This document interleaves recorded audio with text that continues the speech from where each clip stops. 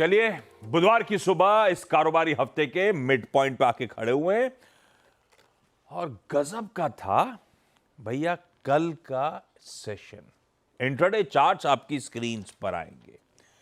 एक छोटे दायरे में निफ्टी ऑसिलेट करता हुआ नजर आया और रेंज भी बहुत इंटरेस्टिंग थी कल की। कल के हाईज थे 25,321 के। कल इंट्राडे हाईज पे निफ्टी था 43 पॉइंट ऊपर। कल के लोज थे 25,235 के। अपने इंट्राडे लोज पे निफ्टी था 43, प्रिसाइसली 43 पॉइंट दबाव में। और फाइनली सेशन का कल्मिनेशन, सेशन की समाप्ति हुई एकदम फ्लैट नोट पे। हां, कहने को 1.15 पॉइंट ऊपर, पर वो भी इंपॉर्टेंट है। इंपॉर्टेंट इसीलिए क्योंकि एक पॉइंट ऊपर बंद होने पे हुआ क्या, back to back 14th straight trading session था कल, बढ़त के साथ, मजबूती के साथ, ग्रीन टिक्स के साथ निफ्टी के सेशंस की समाप्ति का। और एक और इंटरेस्टिंग ऑब्जर्वेशन था कल सुबह, जो पॉकेट चल रही थी, शाम को सब में मुनाफा वसूली बनी और एक्सपायरी के दिन फाइनेंशियल्स और बैंक्स 2:45 पे अचानक चलना शुरू हो गए। तो कल की, अरे बाप रे, इतने सारे सेक्टर रख दिए स्क्रीन पे। स्टैक दिखाना था मुझे। Pharmaceuticals, metal, oil and gas शुरुआती ट्रेड्स में मजबूत। इंट्राडे में सारा मोमेंटम फिजल आउट हुआ। और वहीं अगर इंट्राडे चार्ट्स या फिर ऐसे ही दिखाइए, फाइनेंशियल्स दिखाइए, बैंक निफ्टी दिखाइए, अराउंड 245 एक्सपायरी के दिन फाइनेंशियल्स ने मोमेंटम पकड़ा और फलस्वरूप निफ्टी बैंक भी 0.5% उछाल के साथ बंद हुआ। खैर, इनफैक्ट निफ्टी बैंक का इंट्राडे सेशन स्क्रीन पर है। फाइनली एक पॉजिटिव नोट पर 0.5% मजबूती के साथ, फाइनली कुछ बुलिश मोमेंटम के साथ निफ्टी बैंक बंद होता हुआ नजर आया। और आज इसी की वीकली ऑप्शंस एक्सपायरी की तैयारी करनी है निफ्टी बैंक की। और भैया दूसरी तैयारी करनी थी, एक एक्सटेंडेड वीकेंड के बाद मजे से छुट्टी वुट्टी एंजॉय करने के बाद यूएस कामकाज शुरू करेगा। इससे अच्छा तो छुट्टी पे ही रहते हैं।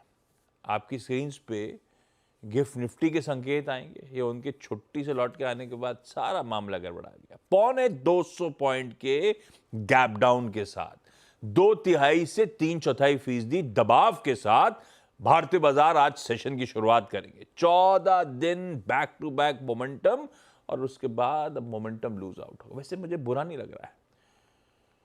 मैं ऐसी सोच रहा था, रोज अगर गुलाब जामुन खाओ तो तकलीफ होती है। इससे अच्छा एक दिन करेले का जूस पीना पड़ जाएगा। और करेले का जूस पीना आपकी हेल्थ के लिए ऐसे में अच्छा है, बहुत अच्छा है ना? तो आज इसे ऐसे ही समझ लीजिए, हेल्थ के लिए अच्छा है जो है। लेकिन ग्लोबल संकेत बिगड़े हुए हैं और फाइनली हम भी शायद रेस्ट लें। बहुत भाग लिए, अच्छा है ये। खैर, एशिया क्विकली स्क्रीन पर रखता हूं। जो मार्केट्स टिक्स आ रहे हैं, गजब का प्रेशर है। निकई डेवलप्ड है, 3.5% का दबाव है। बाकी रिफरल मार्केट्स अपने बाजू वाले सब आपकी स्क्रीन पर है। दरअसल मामला गड़बड़ाया क्योंकि कल यूएस से हैंडओवर गड़बड़ाया। लौट क्या एक्सटेंडेड वीकेंड से, और ये देखिए क्या हाल है। 1.5% से 3.25% तीनों बेंचमार्क दबाव में। कल जब हम समाप्ति कर रहे थे सेशन की, उस समय यूएस की फ्यूचर सुबह फ्लैट थे एकदम।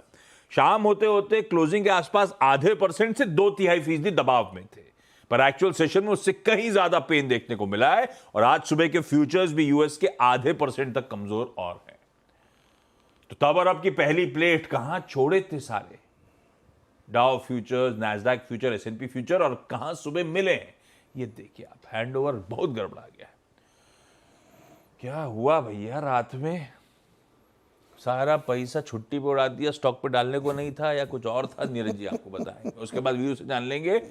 ऐसे गैप डाउन के बाद समीकरण किस हद तक बिगड़ सकते हैं और फिर हम लोग का दरअसल अप्रोच क्या होगा। नीरज जी, गुड मॉर्निंग, क्या चल रहा है? गुड मॉर्निंग आशीष। कुछ नहीं, बस मैंने आपसे कल हल्का इशारा किया था कि सितंबर का महीना लास्ट 50 ईयर्स में बहुत रेयरली न्यूट्रल गया है। आर्या पार पिछले 5 साल का तो एवरेज है, कि S&P 5% गिरा तो सितंबर। ये अपने भी ऐसे ही था, अपनी सीरीज भी ऐसी रही है, बहुत वॉलेटाइल। ग्लोबली ऐसा होता है, सितंबर पता नहीं क्यों, मतलब कुछ महीना ठीक या तो नहीं हो सकता है मानसून खत्म हो रहा और है। तो अभी मैं सुबह पढ़ भी रहा था कि एक बहुत अच्छा डेटा निकाला है, 50 साल का है, लेकिन उसमें पिछले 5 साल का दिखाया उन्होंने कि चलो लेटेस्ट देख लेते हैं। लास्ट 5 ईयर्स का एवरेज 5% डाउन है S&P सितंबर महीने में, और अक्टूबर में फिर थोड़ा सा ऊपर होता है, और नवंबर में बहुत भयानक तेजी होती है। ये भी ऐसा नहीं कि खाली सितंबर में दुखी होने का। तो कल जो हुआ उसके पीछे कोई ऐसा कोई ठोस कारण नहीं डेटा था। वेटा नहीं आया। एक मैन्युफैक्चरिंग का आया है, वो उम्मीद से नीचे है, 47 के आसपास आया है, जो कि पहले भी इतना ही था, पहले 46.8। कॉन्ट्रैक्ट पहले भी हो रही थी, कॉन्ट्रैक्ट अभी भी हो रही है। अभी भी हो रही है, तो उसकी वजह से कोई बहुत मार्केट में चिंता हो गई है, ऐसा दिक्कत तो ये नहीं है। दिक्कत तो चिंता अब ये है कि आप जैसे जैसे 18 तारीख के करीब पहुंचेंगे वैसे वैसे मार्केट अपने आप को ब्रेसअप करेगा, लाइट रहेगा, क्योंकि उस दिन क्या होगा किसी को नहीं पता है। चौथाई होगा, आधा होगा, या नहीं भी हो सकता है। कोई बड़ी बात थोड़ी है कि गारंटी लिख के दिया है पावेल जी ने कि करेंगे ही। तो मार्केट की ये बहुत सही बिहेवियर है कि प्रॉफिट टेकिंग करे और लेके जाए। और प्रॉफिट टेकिंग हुई कहाँ से है? मार्केट का कल्प्रिट कल का जो विलन कल का है वो एनवीडिया है। 10% गिरा है एनवीडिया कल। 10% गिरेगा मतलब $280 बिलियन मार्केट कैप निकल गया उसका। तो $280 बिलियन जब निकलेगा तो फिर अक्रॉस द बोर्ड सेलिंग आएगी, फिर सारे गिरेंगे। ये देखिए सब, आप S&P में देखिए, नैस्डैक में देखिए, सब जगह गिरावट आएगी।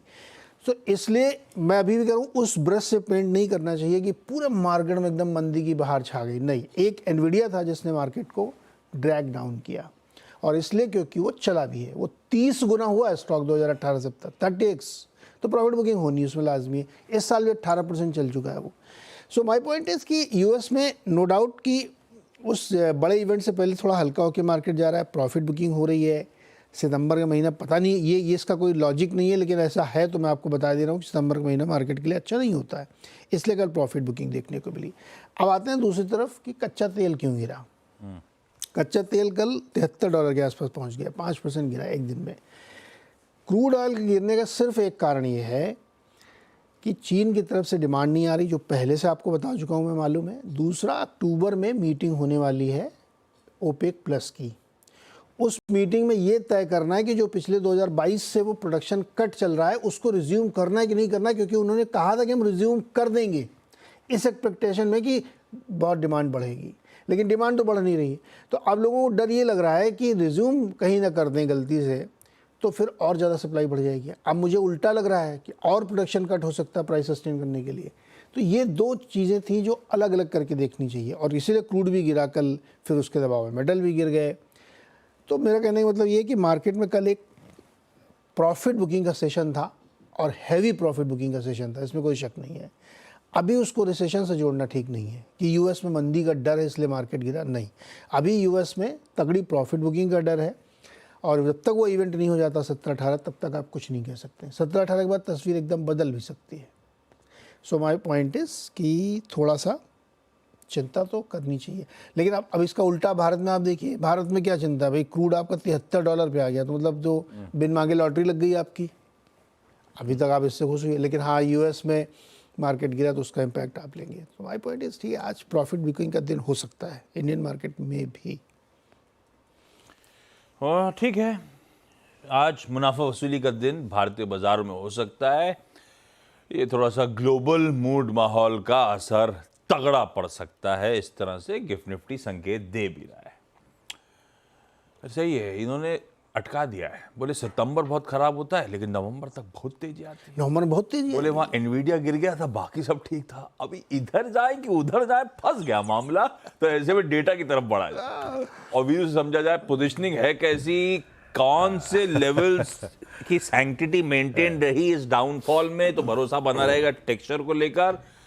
क्या समीकरण बैठ रहे हैं वो समझ लिया जाए। Veeru, good morning. Good morning Ashish, good morning Neeraj ji. देखिए, मैं बहुत भयभीत नहीं हूँ इस मतलब 180 की अंकों की गिरावट को देखकर। पहली चीज़, आप कल भी ऑल टाइम हाई पे क्लोज हुए, निफ्टी डे हाई पे क्लोज हुआ, मतलब रेंज में था बट स्टिल डे हाई पे क्लोज हुआ। निफ्टी बैंक ने एक स्ट्रॉन्ग क्लोज दिया, क्रूड का फैक्टर नीरज जी ने गिनाई दिया, और चौथी चीज स्ट्रॉन्ग लिक्विडिटी फ्लो, चाहे वो डीआईएस की हो चाहे वो एफआईएस की हो।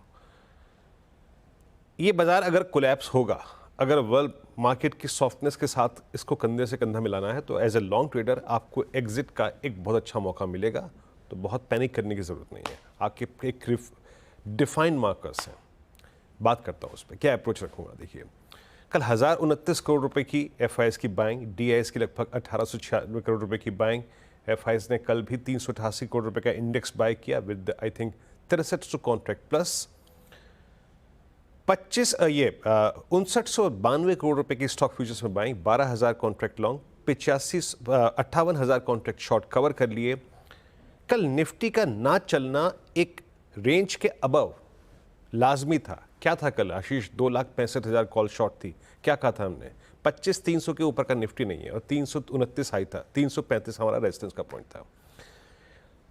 इन एफआईएस के स्टेट्स में इंडेक्स बाय, कैश बाय के साथ आप ये समझ लीजिएगा कि करीब करीब 1,44,000 पुट भी शॉर्ट है। तो मैं एक बात को लेकर आश्वस्त हूं कि इस बाजार के पास एक डिफाइंड बेस है, वो वायलेट हुआ तब जाके एग्जिट करेंगे या फिर शॉर्ट का विकल्प तलाशेंगे।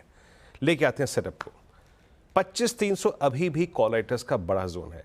मतलब अगर हम आज भी एक पुल बैक ट्रेड बाय करते हैं तो उस पुल बैक ट्रेड की एग्जिट ट्रेजेक्टरी होगी 25,300। पहले चीज तो मैं डिफाइन कर देता हूं। दूसरी चीज, 25,200 पे स्ट्रॉन्ग पुट राइटिंग खड़ी हुई है। 25,200 करीब 50 लाख के आउटस्टैंडिंग वाई के साथ, और 25,000 की पुट पे जिसका भय, जिसका डर आज है कि हम उसकी तरफ जाएंगे, करीब करीब 66 लाख का आउटस्टैंडिंग वाई होल्ड करती है एक्सपायरी माइनस बनने पे। पुट राइटर्स को देखिए, कॉल राइटर्स को देखिए, उनके कन्विक्शन जोन को देखिए क्या है वो। जब पिरामिड्स में देखेंगे आप 25,300, 400, 500 ये कॉल राइटर्स का जोन है, और 25,200 पुट राइटर्स का, 100 पुट राइटर्स का, और 25,000। अब लाइए लेवल्स। मैं अभी भी ये कह रहा हूं कि मैं अगर ट्रेडर हूं तो पहले बेस को तो शायद मैंने मेंशन इसलिए किया है क्योंकि वो करना जरूरी है, क्योंकि वो बेस है। अभी गिफ्ट निफ्टी क्या कह रहा है वो बात समथिंग डिफरेंट, बट ये बेस है। बट मेरे लिए महत्वपूर्ण होगा 25,109 और 25,046, that's 10 day exponential moving average, और सेकेंड बेस है option base.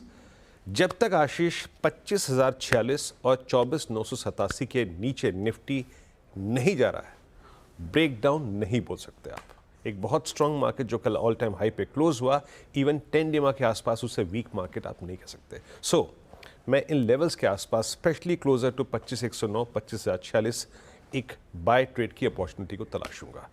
Break down base 2 के वायलेशन के बाद होगा। इन दैट केस आप अपने पोजिशनल ट्रेड्स को भी और डे ट्रेड्स को भी एग्जिट कर सकते हैं सिंपली। बट जो भी रेंज में, इस रेंज में ट्रेड्स पिक करें, जैसे कि मैंने पहले ही डिफाइन किया, उसका एग्जिट जोन क्लियरली डिफाइंड है, और वो है 25,300 का कॉल राइटर RS1। इस जोन के आसपास आपको एग्जिट करना है। जहां तक निफ्टी बैंक का सवाल है, इसने कल अच्छा क्लोज दिया, और आईसीआईसीआई बैंक का क्लोज बहुत स्ट्रांग था। आईसीआईसीआई बैंक, एसबीआई और एचडीएफसी बैंक ने इंप्रेस किया, इवन एक्सिस बैंक। आप इंडेक्स को छोड़ दीजिए, आप स्टॉक्स की इंडिविजुअल स्टैट्स को देखिए, ऑप्शन स्टैट्स को देखिए, फ्यूचर स्टैट्स को देखिए, वो इंप्रेस कर रहा था। निफ्टी बैंक दूसरा एक इंडेक्स जो है जिसका बेस काफी डिफाइंड है। ये देखिए आशीष, कल के पुट राइटर्स को, कल उन्होंने कन्विक्शन जुटाया आज की एक्सपायरी के पॉइंट ऑफ व्यू से। 51,500 से लेकर 51,000 तक पुट बिकी हुई है, और 52,000 की कॉल बिकी हुई है। दैट मीन्स मैं इस इंडेक्स पे भी एक डिफाइंड लेवल लेके आया हूं। लेके आइए बेस वन। बेस वन क्या है? बेस वन आपकी स्क्रीन पे, और वो है करीब करीब 51,331, 51,160। मैं इस बेस के आसपास, considering expiry, considering averages, considering option base, buy की वकालत करूंगा, और उन सभी ट्रेड्स को एग्जिट करेंगे हम RS1 के आसपास। वीकनेस, कोलैप्स, डैमेज तब होगा आशीष जब दोनों ही इंडिसेस पे बेस 1 टूट जाएगा, बेस 2 टूट जाएगा, जो कि ऑप्शन बेस भी है और साथ ही साथ एवरेजेस भी प्लेस्ड है। उससे पहले नहीं आशीष। बहुत बढ़िया। ये है निफ्टी बैंक का आज के दिक्कत भरे दिन में आपका अप्रोच। वो जो लेवल्स हैं उनको कीनली वॉच आउट करिएगा। बिल्कुल सही था, कल भी वो मार्कर्स जो डिफाइंड थे, ब्यूटीफुली उन्हीं के बीच में भारतीय बाजार घूमते हुए नजर आए। बेस पे मिला था, पहले रेजिस्टेंस तक गया भी था। खैर, आज के कुछ important stocks in news upfront जान लेने चाहिए। जीआईसी को, जनरल इंश्योरेंस कॉर्पोरेशन, जीआईसी री, आज रडार पर रखिएगा। भारत सरकार दरअसल ओएफएस के जरिए हिस्सेदारी बेचने की तैयारी कर रही है। ओएफएस में बेस है और ग्रीन शू है, कुल मिलाकर बता देता हूं 6.25% की हिस्सेदारी बिकने की तैयारी। तो ओएफएस है, आज खुलेगा तो पहला दिन नॉन रिटेल का होता है, कल रिटेल की बारी आएगी। आज शायद ये स्टॉक दबाव में रहे। भाई फ्लोर प्राइस 395 की तय करी गई है, यानी कि ये जो कल का क्लोज था उससे 6% तक का डिस्काउंट। दूसरा, ये तो खैर जीआईसी तो रडार पे रहेगा ही रहेगा, आज दबाव में भी आ सकता है। ओएफएस शुरू नहीं करे सरकार ने, बाजार की लग गई। कच्चा तेल दूसरा इंपॉर्टेंट है, एक काम करिएगा इधर ही, अच्छा नहीं अभी नहीं, क्रूड दिखाइए, ब्रेंट का भाव दिखाइए। कल था 76 के आसपास, 75.6, 75.7, आज सुबह 73.4। $3 का दबाव है कच्चे तेल में। और कहां वो 85-86 वाला कुछ ही दिनों में कैसे लुढ़कता लुढ़कता आज कहां आके खड़ा हो गया। ऐसे में रडार पर रखिएगा सारी अपस्ट्रीम कंपनी जैसे कि ओएनजीसी, ऑयल इंडिया, इनके लिए खराब खबर है। पर इसका मतलब ये भी है कि ये जो विंडफॉल देते हैं मेरे ख्याल से गया। अब अगले रिव्यू में ऐसे ही रहा क्रूड तो रखिए। एचपीसीएल, बीपीसीएल, आईओसी जो क्रूड प्रोक्योर करते हैं, अच्छी खबर उनके लिए। रखिए तमाम paint companies, chemical companies, aviation companies जो क्रूड के डेरिवेटिव्स का इस्तेमाल करती हैं, सबके लिए अच्छी खबर। तो इसको इस तरह से देखिएगा, लेकिन रडार पे खास तौर पे स्टॉक्स। तीसरी इंपॉर्टेंट चीज, कल डिफेंस एक्विजिशन काउंसिल की बैठक होनी थी, लक्ष्मण ने आपको सुबह ही एक्सक्लूसिव दे दी थी। शाम को उस बैठक का अपडेट आ गया, हुई और अपडेट भी आ गया, जिसको राजनाथ सिंह साहब हमारे डिफेंस मिनिस्टर चेयर करते हैं। 10 कैपिटल एक्विजिशन प्रपोजल्स को मंजूरी मिली 1,45,000 करोड़ के। और ये जो एओएन्स हैं, basically acceptance of necessity, 99% indigenously लिया जाएगा माल। मतलब ये पूरा का पूरा 1,45,000 करोड़ पे मोटा मोटी भारतीय कंपनी के पास ऑर्डर जाना है। कुछ इंपॉर्टेंट चीजें, 7 स्टेल्थ फ्रिगेट्स एक्वायर करी जाएंगी। फ्रिगेट्स क्या होते हैं? वो छोटे जहाज जो तेजी से चल पाते हैं। Future ready combat vehicles Indian army के लिए प्रोक्योर करी जाएंगी। ये क्या है? मेन बैटल टैंक्स जो होते हैं एमटीबीज, उसका रिप्लेसमेंट है, ताकि वो बॉर्डर्स में इजीली एक्सेसिबिलिटी के साथ पहुंचा जा सके। तीसरा, air defence fire control radars radar पे आएंगे। कुछ डॉर्नियर 228 एयरक्राफ्ट प्रोक्योर करे जाएंगे और नेक्स्ट जनरेशन फास्ट पेट्रोल और ऑफशोर पेट्रोल वेसल्स भी, जहाज भी खरीदे जाएंगे। आसान शब्दों में, जहाज की जब बात आई तो कोचीन, मजगांव, गार्डन रीच जैसी कंपनीज। ये मेन बैटल टैंक्स के रिप्लेसमेंट की बात आई तो भारत फोर्ज, बीईएमएल जैसी कंपनीज बहुत सारी हैं, लेकिन ध्यान रखिएगा। रेडार्स की बात आती है तो ध्यान में आता है बीईएल, एस्ट्रा माइक्रोवेव जैसी कंपनीज। और ये जो डॉर्नियर प्रोक्योरमेंट, छोटा जहाज होता है डॉर्नियर, तो एचएएल आ गया रेडार पे। ये सब रेडार पे रख सकते हैं आप। एयू स्मॉल फाइनेंस बैंक ने कहा है कि इन्होंने अर्जी दे दी है रिजर्व बैंक ऑफ इंडिया को, इनके रेगुलेटर को। ये वॉलेंटरली स्मॉल फाइनेंस बैंक से एक यूनिवर्सल बैंक बनना चाहते हैं, उसकी अर्जी है। अच्छी खबर है। कल मेडी असिस्ट में लार्ज ट्रेड हुआ था, जैसा आवाज ने आपको बताया था, वैसे ही हुआ। उस कंपनी के promoter Bessemer India capital holdings ने माल छोड़ा, वही 95 लाख शेयर्स।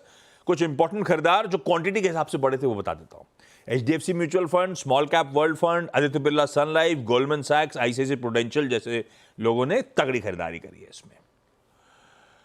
एक्जिकॉम टेलीसिस्टम्स में रारे एंटरप्राइजेज ने कल माल छोड़ा है 15-16 लाख शेयर्स। जीएसके फार्मा को आईटी रिफंड आया है 222 करोड़ का।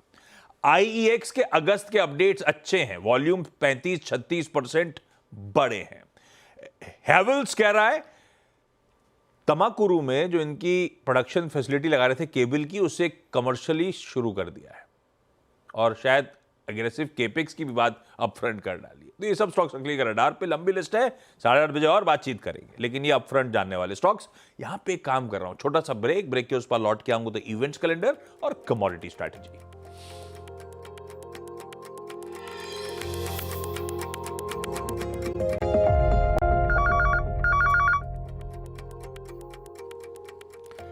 चलिए भाई, ब्रेक के बाद आप सबका स्वागत है। आज की पहले इवेंट्स कैलेंडर। वेडनेसडे है निफ्टी बैंक की वीकली एक्सपायरी। अदानी एंटरप्राइजेस का made in retail bond issue आज से सब्सक्रिप्शन के लिए खुलने जा रहा है। वेस्टलाइफ फूड वर्ल्ड की आज एक प्रेस मीट है। भाई कह रहे हैं कोई यूनिक और स्ट्रैटेजिक फूड टेक का इनिशिएटिव अनवेल करेंगे। मैकडॉनल्ड्स, बेसिकली लिस्टेड वाला मैकडॉनल्ड्स। इस कंपनी के ईडी और साथ साथ इस कंपनी के एमडी दोनों अटेंड करेंगे। मैं देखना चाहता था कौन कौन अटेंड कर रहा है, इसलिए मुझे समझ में आता है कि अनाउंसमेंट कितना बड़ा हो सकता है। Star health and allied insurance की आज प्रेस कॉन्फ्रेंस है दोपहर में। ये भी कह रहे हैं एक स्ट्रैटेजिक इनिशिएटिव सामने रखेंगे। इस प्रेस कॉन्फ्रेंस को इस कंपनी के एमडी और सीईओ संबोधित करने वाले हैं। देखते हैं क्या आता है। आज एक लिस्टिंग है इकॉस इंडिया मोबिलिटी एंड हॉस्पिटैलिटी। 334 का इशू प्राइस, सक्सेसफुली 600 करोड़ रुपए मोबिलाइज करे और रिस्पांस बढ़िया था। 64-65 टाइम्स ये आईपीओ भरा था। हमारे सर्विसेज पीएमआई और साथ साथ कंपोजिट पीएमआई के आंकड़े सुबह 10:30 बजे आ जाएंगे। ऑस्ट्रेलिया का जीडीपी, यूरोजोन का पीपीआई, यूएस का इंपोर्ट एक्सपोर्ट का number, factory orders, Beige Book, JOLTS, job opening, सब आज शाम को आना है। और उनके बगल में कनाडा नाम की जगह है, वो ब्याज दरों पर फैसला देने वाले हैं आज। आप तो नोट ही नहीं लेते हो। Who cares. PM Modi Brunei में आज दोपहर में निकल लेंगे सिंगापुर के लिए। तो 2 दिनों के सिंगापुर दौरे की आज से शुरुआत हो जाएगी। तब और आपकी सेकंड प्लेट पहले दिखाता हूं, उसके बाद चलता हूं कमोडिटी स्ट्रैटेजीज पे। बॉन्ड यील्ड्स थोड़ी सी कूल ऑफ हुई, डॉलर इंडेक्स थोड़ा सा कूल ऑफ हुआ है। मतलब ये मैंने 3:30 बजे कल जब यूएस बाजार बंद थे तब भी ये टिक्स आ रहे थे तो नोट डाउन कर रहा था। तब से लेकर अब तक की कहानी है। हम सब डाइजेस्ट करे हुए थे, जो बदलाव है वो करने। कच्चा तेल जैसे कि, सोना जैसे कि थोड़ा बहुत कूल ऑफ हुआ है, उस पर आज रिएक्ट कर रहे होंगे अब लोग। केडिया कमोडिटीज के अजय केडिया साहब ने मदद करी है। वो कह रहे हैं सोना भाई साहब खरीद लीजिएगा, 7950 का स्टॉप लगाइएगा। पर कच्चे तेल में बिकवाली का कॉल है यहां पे 6020 के स्टॉप के साथ। तो सोना खरीदा जा सकता है, पर कच्चा तेल एक सेल आइडिया है। छोड़े जा रहा हूं गिफ्ट निफ्टी के थोड़े से दिक्कत वाले संकेत, 150-200 पॉइंट के गैप डाउन के साथ शुरुआत होने के इंडिकेशंस के साथ। इस नोट पर मॉर्निंग कॉल में इतना ही। ब्रेक के उस पार सीधा सौदा।